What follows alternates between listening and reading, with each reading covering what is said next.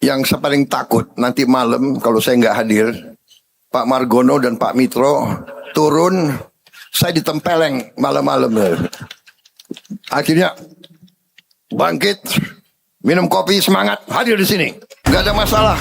Ada momen di mana seorang pemimpin harus menepis basa-basi diplomatik dan menyuarakan realitas pahit bangsa secara langsung. Jangan kalau kalah mau bakar-bakar itu bangsa apa itu. Pemimpin yang menganjurkan bakar-bakar di Republik ini itu adalah pemimpin pengkhianat, saudara-saudara kalian. Saya percaya hukum karma akan kena kepada mereka semua itu.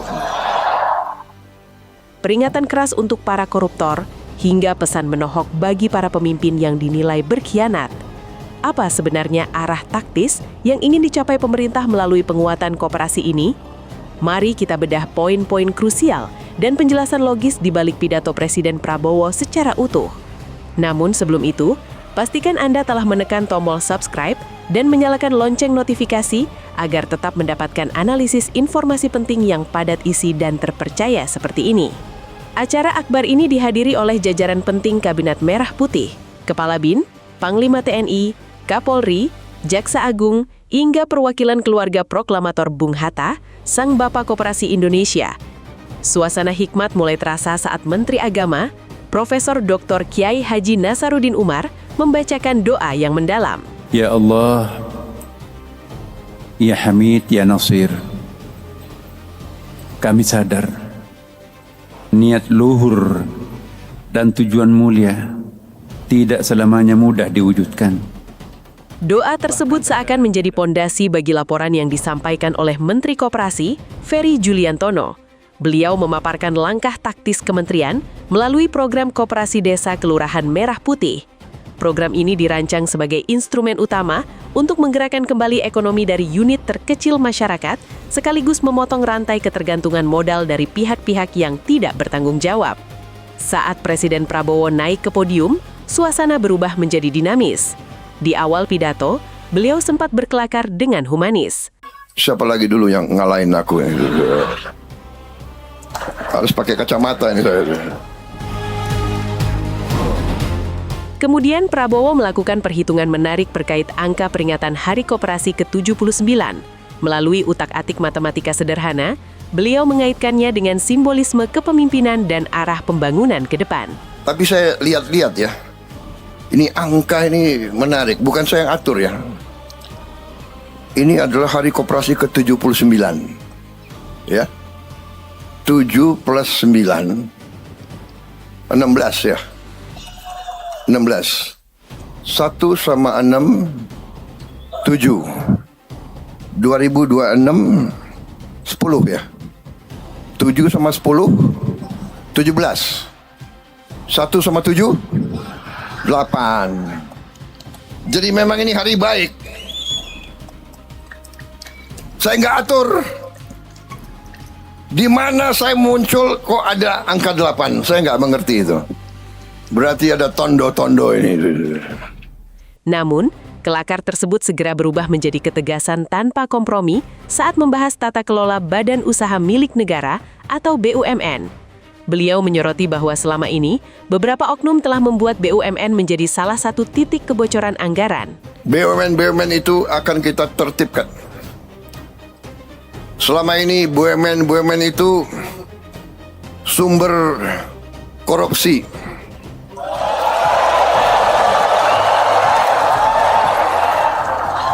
Saudara ingin presidenmu bicara apa adanya kan? Saya memperingatkan lagi, sekali lagi. Untuk sekian kali lagi saya bicara dari dulu. Hei para koruptor, sadar diri.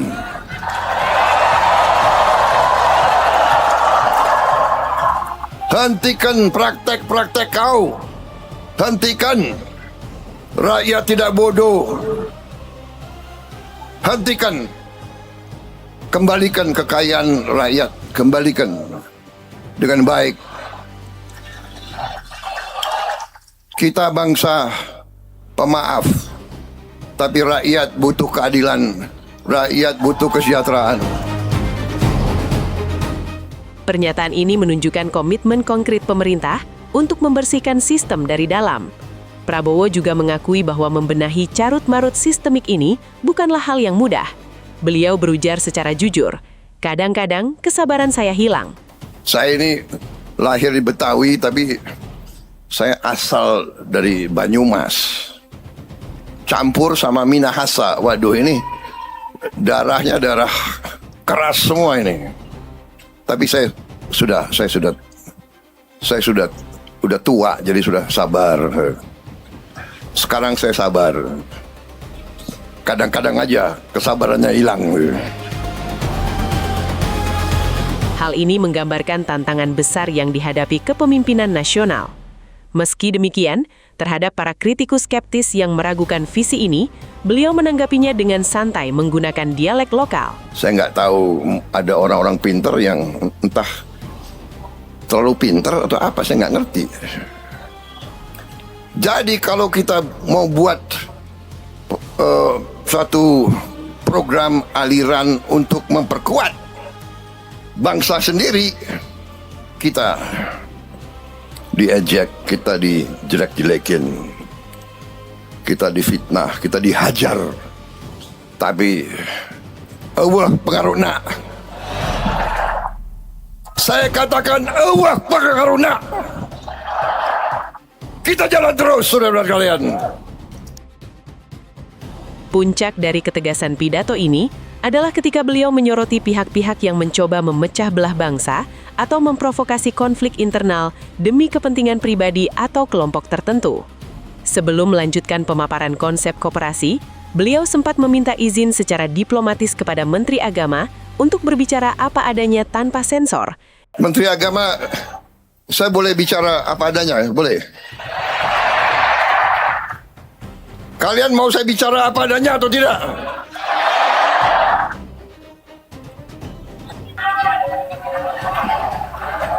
Media lagi nunggu saya bicara kepleset. Gak apa-apa. Wartawan sama gue tuh kawan, Hopeng. Hanya majikan kalian ini kadang-kadang ini. Disusul sapaan hangat kepada media dan undangan dengan sebutan Hopeng dan Friends. Prabowo juga memberikan pesan penutup yang sangat kuat bagi pihak-pihak yang selalu bersikap pesimistis terhadap masa depan ekonomi Indonesia. Koperasi adalah salah satu sokoguru. Salah satu sokoguru. Kalau kita memperkuat koperasi, bukan berarti kita akan memperlemah yang lain. No. Kita perkuat semuanya, saudara-saudara sekalian. Indonesia kaya, Indonesia akan bangkit, dan Indonesia akan mampu memperkuat semua kekuatan di Republik Indonesia ini. Yang ragu-ragu, silakan duduk di rumah aja. Yang merasa Indonesia suram, silakan kalau mau cari negara lain. Silakan, tidak ada yang melarang. Kalau di Indonesia, mohonlah, mari kita bersatu, mari kita gotong royong, mari kita kerjasama. Yang kuat bantu yang lemah, yang lemah kerjasama yang baik. Insya Allah kita akan bangkit, saudara-saudara. Dan setelah menyampaikan rangkaian visi yang berat dan evaluasi yang tajam, beliau menutupnya dengan gaya kasual Betawi yang khas untuk mencairkan suasana. Presiden boleh ngomong bajingan, boleh nggak, Mbak? Boleh? Nggak. Aku nggak tanya kalian, aku tanya Menteri Pendidikan itu gimana, Pak? Boleh nggak? Ini kan tidak termasuk kasar kan, bajingan ya bajingan gitu. Bajingan ya. Bajingan bahasa apa itu bajingan tuh? Bahasa Betawi ya. Memang saya lahir di Betawi. Jadi maaf kalau saya semangat, saya kata-kata Betawi keluar. Sorry ya.